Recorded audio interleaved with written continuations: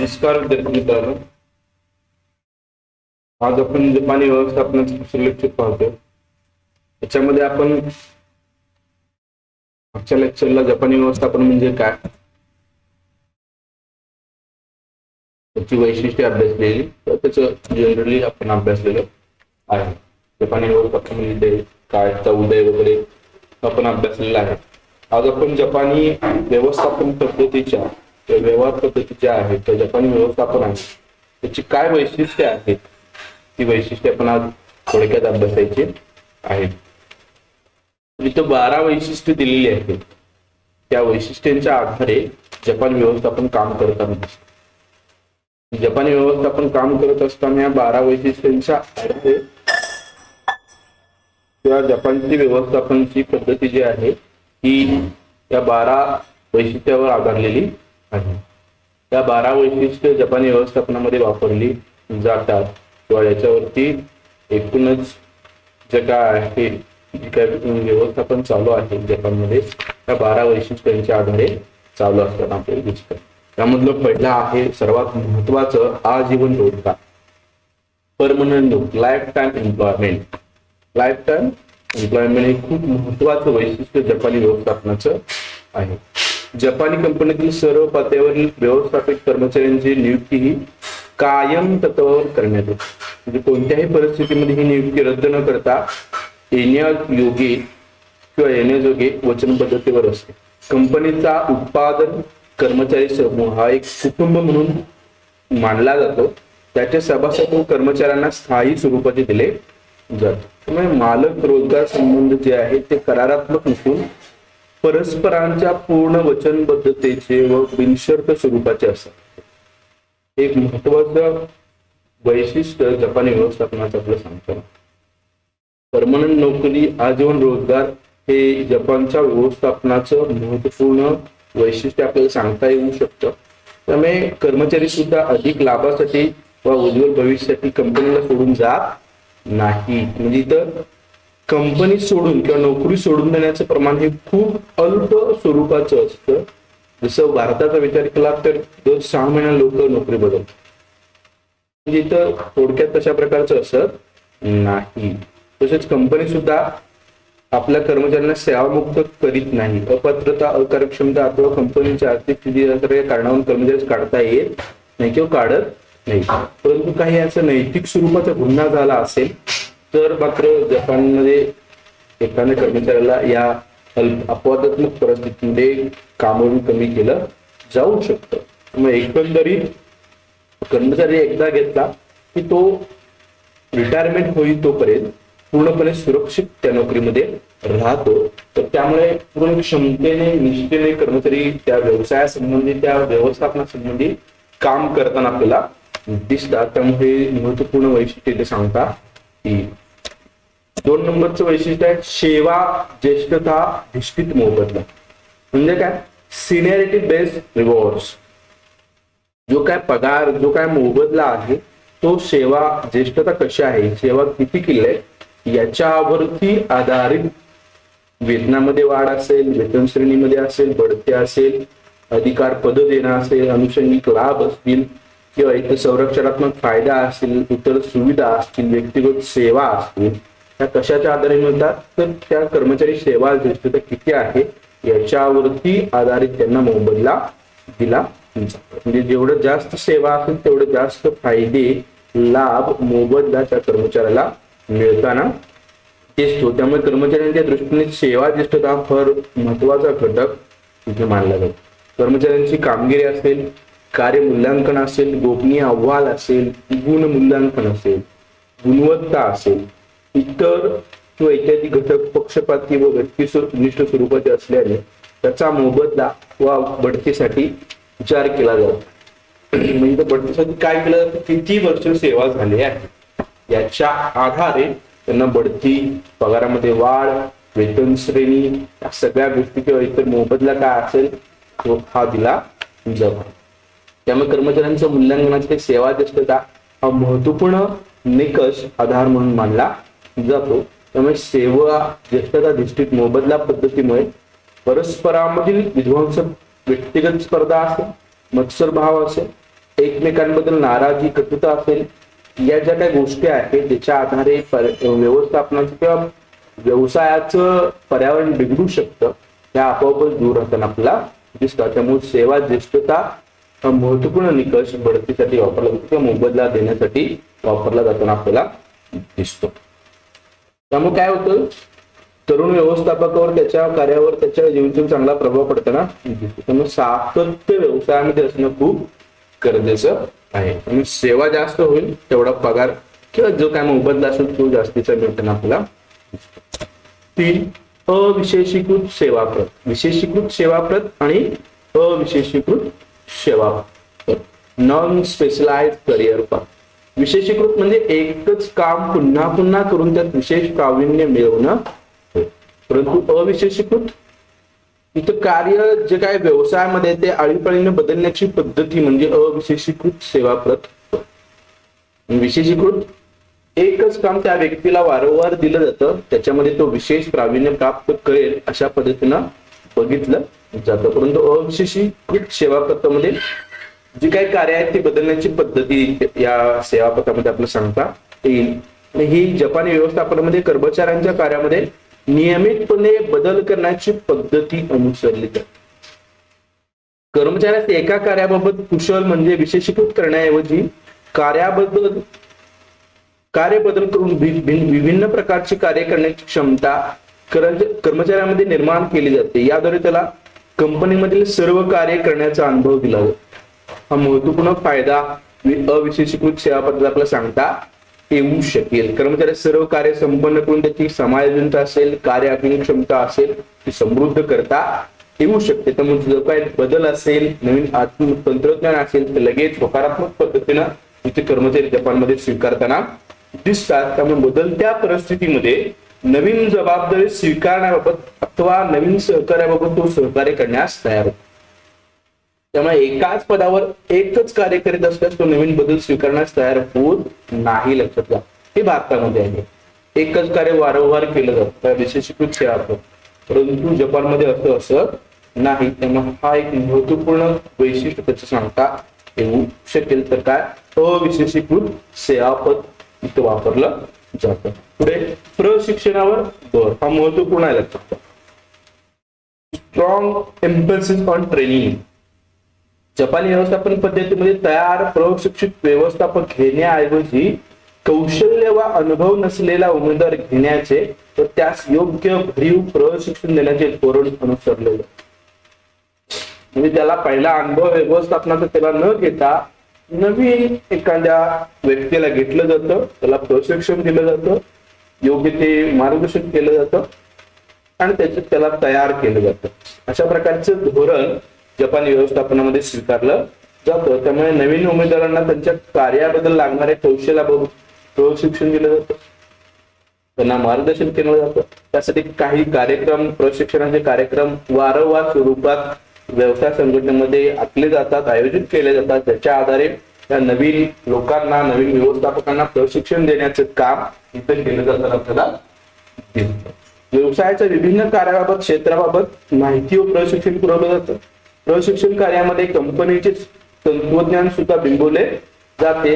त्यासाठी कंपनी अंतर्गत खास प्रशिक्षण कार्यक्रम राबवले जाताना दिसतात. अशा प्रकारचे जे काही कार्यक्रम आहेत ते नियमित व सातत्यपूर्ण पद्धतीनं व्यवस्थापनामध्ये किंवा व्यवसायामध्ये वापरले जातात.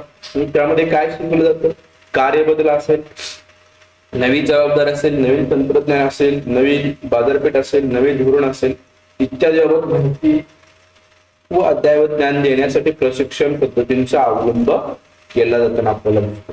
कंपनी अंतर्गत प्रशिक्षण हा जपानी व्यवस्थापनाचा आत्मा आहे असं म्हटलं तरी चालेल. कारण याच्याशिवाय जपानमध्ये कोणत्याही, हे महत्वपूर्ण प्रशिक्षणावर जास्तीत जास्त भर दिला जातो. दर ठराविक काळाने प्रत्येक कर्मचाऱ्याला प्रशिक्षण दिलं जाताना इथं दिसतं. त्यामुळे हे तुझं महत्वपूर्ण वैशिष्ट्य सांगता येईल. रिंगी निर्णय पद्धती, रिंगी सिस्टीम असतं. ही निर्णय घेण्याची एक पद्धत आहे. लक्षात घ्या, जपानी व्यवस्थापनामध्ये निर्णय घेण्यासाठी रिंगी या महत्वपूर्ण वैशिष्ट्यपूर्ण पद्धतीचा वापर केला जातो. रिंगी हा एक जपानी शब्द असून रिन म्हणजे वरिष्ठास किंवा रिन या दोन शब्दापासून हा तयार झालेला आहे. पहिलं रिन, दुसरं गी. रिन म्हणजे काय? वरिष्ठास निर्णयासाठी प्रस्ताव सादर करणे व त्याची मान्यता घेणे. सर्वसाधारण अर्थ म्हणतात की जो काय प्रस्ताव आहे निर्णयाचा तो वरिष्ठ सादर करायचा. एखाद्या गोष्टीविषयी निर्णय घ्यायचा असेल त्याचा रितसर प्रस्ताव करायचा, तो वरिष्ठांना आपल्या लगतच्या सादर केला जातो त्याला. तर दुसरा आहे की जी म्हणजे चर्चा करून निर्णय घेणं. असा एकंदरीत रिंगी या शब्दाचा अर्थ आपल्याला सांगता येऊ शकतो. ही एक निर्णय प्रक्रिया विशिष्ट प्रकारची असून त्याद्वारे सामूहिक नेतृत्वाची पद्धती स्पष्ट होते. प्रत्येकाला निर्णय घेण्याचं स्वातंत्र्य इथं दिलं जाताना आपल्याला दिसतं. त्यामुळे कनिष्ठ व्यवस्थापकीय अधिकाऱ्यांना दैनंदिन कामासंबंधी वेगवेगळ्या प्रकारचे निर्णय घ्यावे लागतात. त्या संदर्भात काही धोरणात्मक मार्गदर्शन तत्वे अपेक्षित असतात. अशा वेळी संबंधित व्यवस्थापकीय अधिकारी ज्या बाबीवर निर्णय घ्यायचे आहेत त्या बाबीचा संबंधित अधिकाऱ्याला एक प्रस्ताव, शिफारसीचा प्रस्ताव तयार करतो. तो प्रस्ताव देतो, त्याला रिंगी शो असं म्हणतात. जो काय प्रस्ताव आहे त्याला काय प्रस्तावाला म्हणतात? रिंगी शो. हे तुम्हाला ऑब्जेक्टिव्हला विचारलं जाऊ शकतं. रिंगी शो दस्तावेज असं त्याला म्हणतात. हा रिंगी शो लगेचचा म्हणजेच त्याच्या जवळच्या अधिकाऱ्याकडे पाठवला जातो मान्यतेसाठी. तो अधिकारी चर्चा करून मान्य करतो, परत त्याच्या वरिष्ठाकडे, परत त्याच्या वरिष्ठाकडे, अशा पद्धतीने तो अध्यक्षापर्यंत पोहोचवतो आणि अध्यक्ष मान्य करून तो कुठे पाठवतो? ज्यानं प्रस्ताव दिला त्याला तो पाठवला जाऊ शकतो. तर अशा पद्धतीनं विचार विनिमय करून चर्चा करून निर्णय घेण्याची पद्धती जपानीज व्यवस्थापनामध्ये सांगितली जाते, हे लक्षात घ्या.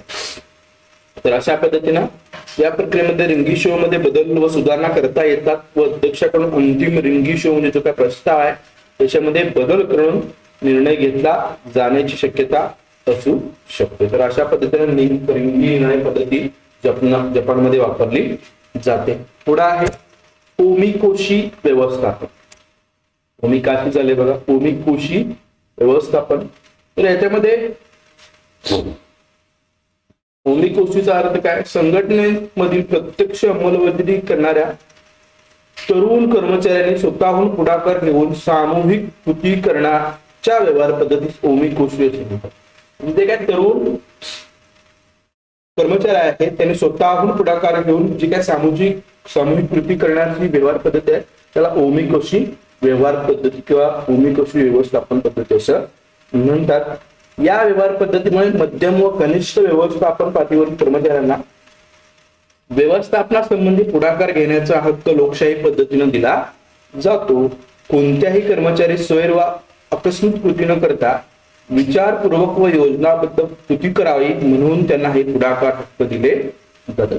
ओमिकोशी म्हणजे पुढाकार घेण्याची पद्धत, लक्षात घ्या. थोडक्यात अर्थ त्याचा दुसऱ्या भाषेत सांगायचं झालं तर कर्मचाऱ्यांना त्याचे काम कसे करावे, ते आनंददायी कसे होईल अथवा त्यापासून जास्तीत जास्त कार्यसमाधान कसे मिळेल याबाबत निर्णय घेण्याचे स्वातंत्र्य देण्यात येते. हा पुढाकाराचा हक्क संपूर्ण समूहास व त्याच्या सदस्यांना दिला जातोय, लक्षात घ्या. त्यामुळे कर्मचाऱ्यांनी आपल्या समूहांतर्गत पुढाकार घेऊन संपूर्ण समूह अधिक गतिमान कसा होईल, क्रियाशील कसा होईल यासाठी प्रयत्न केला जातो. या ओमिकोशी व्यवस्थापनामध्ये जपानी व्यवस्थापन अधिक यशस्वी होण्यास मदत झालेली आपल्याला सांगता येऊ शकते, लक्षात. त्यामुळे ओमिकोशी व्यवस्थापन पद्धती सुद्धा एक महत्वपूर्ण वैशिष्ट्य जपानी व्यवस्थापनात आपल्याला इथं सांगता येऊ शकतं. पुढे सामूहिक जबाबदारी हे सुद्धा आपल्याकडे आहे. त्या पद्धतीचं सामूहिक जबाबदारी ही जपानी व्यवस्थापनाची महत्वपूर्ण आणि वैशिष्ट्यपूर्ण व्यवहार पद्धती मानली जाते. सर्व बाबी सामूहिक किंवा समूहाशी निगडीत करण्यात आलेल्या आहेत. मग व्यवस्थापनातील उद्दिष्ट असतील, जबाबदारी असेल, पद्धती असेल, निर्णय प्रक्रिया, मोबदला, श्रेय अशा सर्व बाबी त्या संबंधित समूहाशी निगडीत म्हणजे जोडले गेलेल्या आपल्याला दिसतात. म्हणजे व्यक्तीशी असे काही निगडीत केले जात नाही. म्हणजे त्या समूहाला इथं जबाबदार धरलं जातं, त्यांना जबाबदारी दिली जाते. त्यांना जो काही पगार, मोबदला, निर्णय पद्धती असेल त्यांना दिली जाते.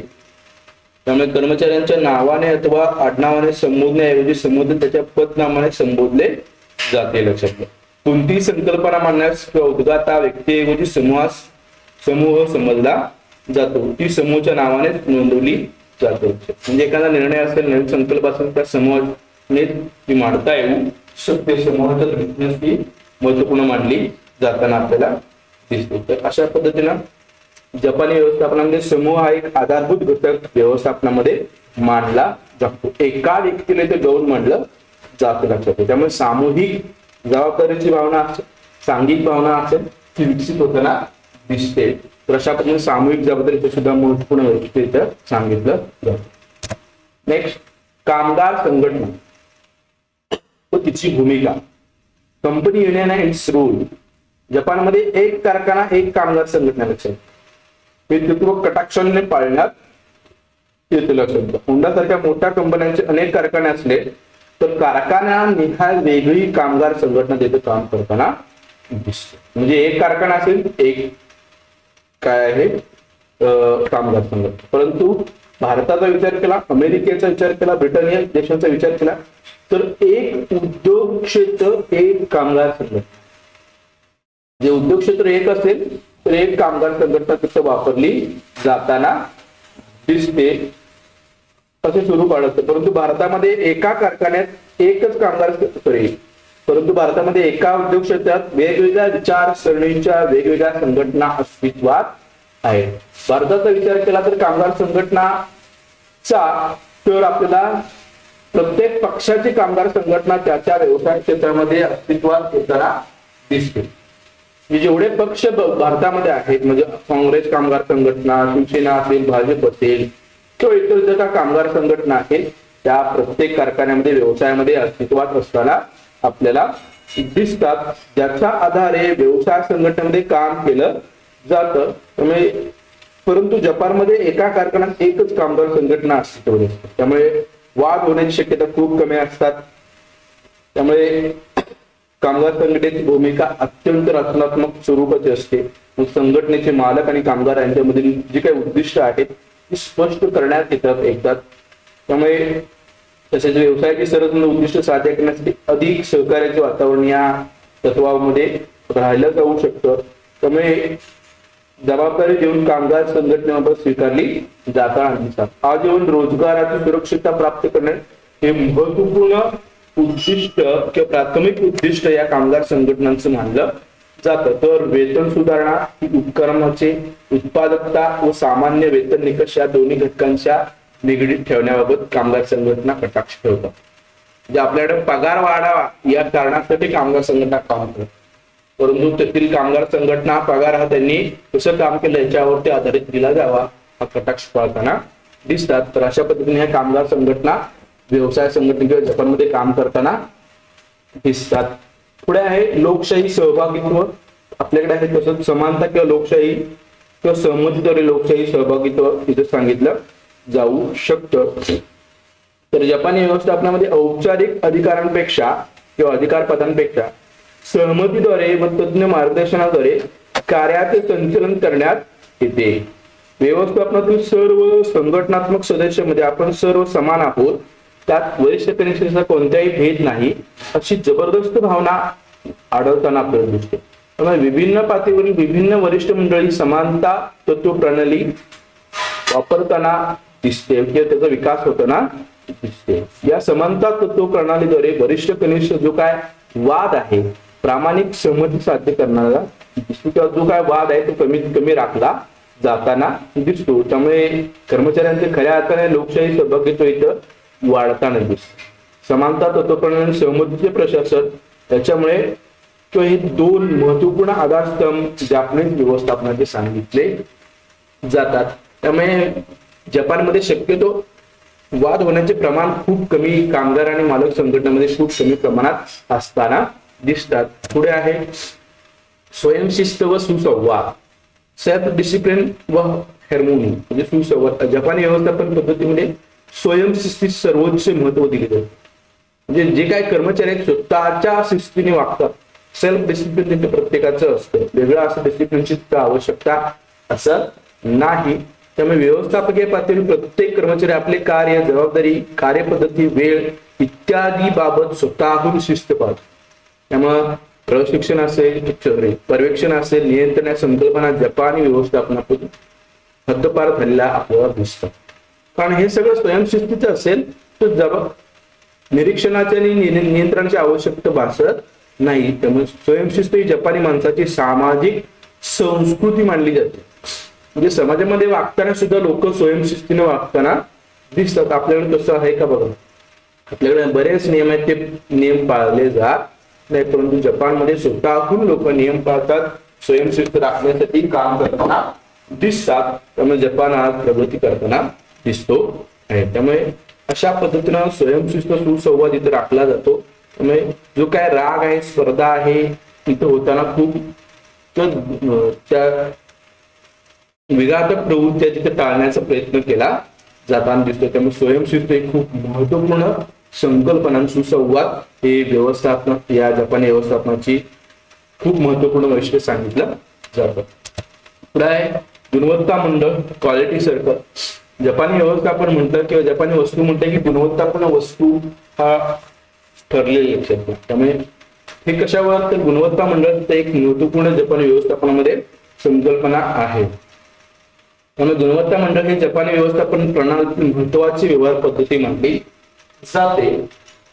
उत्पादन कार्याची गुणवत्ता राखण्यासाठी प्रत्यक्ष उत्पादनाचे कार्य करणाऱ्या कनिष्ठ सहाय्यकांना निर्णय प्रक्रियेत सहभागी करून घेण्यासाठी गुणवत्ता मंडळाची संकल्पना मांडण्यात आली आहे. आपण जे काम करतो त्या कामातील सर्वात जास्त माहिती व त्यातील सर्व बारकावे खाचाखोचा आपल्याला माहित असतात. म्हणजेच आपल्या कामाचे खरे तज्ञ आपणच असतो. म्हणून आपल्या कामात सुधारणा घडवण्यासाठी, त्याची गुणवत्ता वाढवण्यासाठी आपल्यापेक्षा दुसऱ्या जास्त योग्य अथवा लायक कोणी नाही लक्षात, असं समज तिथं आहे. अर्थात त्यासाठी आपल्या कामाकडे पाहण्याची चिकित्सा रचनात्मक दृष्टी हवी. याच आधारावर गुणवत्ता मंडळाची निर्मिती जपानी व्यवस्थापनामध्ये केली. गुणवत्ता सुधारायची तर ते प्रत्येक कर्मचाऱ्यांनी सुधारले पाहिजे, वेगळा व्यक्ती येऊन तो सुधारणार नाही, अशी धारणा, असा समज जपानी व्यवस्थापनामध्ये आपल्याला सांगितलेला आहे. त्या आधारावरती जपानी व्यवस्थापनामध्ये गुणवत्ता मंडळ स्थापन केलं जातं. आणि शेवटचं वैशिष्ट्य आहे कायझेन. कायझेन हे एक जपानी व्यवस्थापनातील महत्वपूर्ण वैशिष्ट्य आहे. कायझेन या शब्दाचा अर्थ सुधारणा करणे, म्हणजे कारखान्यातील उत्पादन स्थळी कायझेन संकल्पना वापरली जाते. वस्तुतः ही सर्वात जुनी संकल्पना आहे, परंतु ती संकल्पना जास्त प्रकारची होतात अलीकडच्या काळामध्ये आपल्याला आलेली दिसते. तर अशा पद्धतीने ही जपानी व्यवस्थापनाची वैशिष्ट्ये आपल्याला सांगता येऊ शकतात. कायझेन आपण पुढच्या लेक्चरमध्ये परिपूर्ण पद्धतीने अभ्यासायचं आहे. जी काही जपानी गुणवत्ता व्यवस्थापनाची तंत्र आहेत ती त्याच्यामध्ये आपल्याला कायझेन सुद्धा समावेश केलेला आहे. त्याच्यामध्ये आपण ते सर अभ्यासू शकतो. तर अशा पद्धतीने जपानी व्यवस्थापनाची वैशिष्ट्ये आपल्याला इथं सांगता येऊ शकतात. धन्यवाद.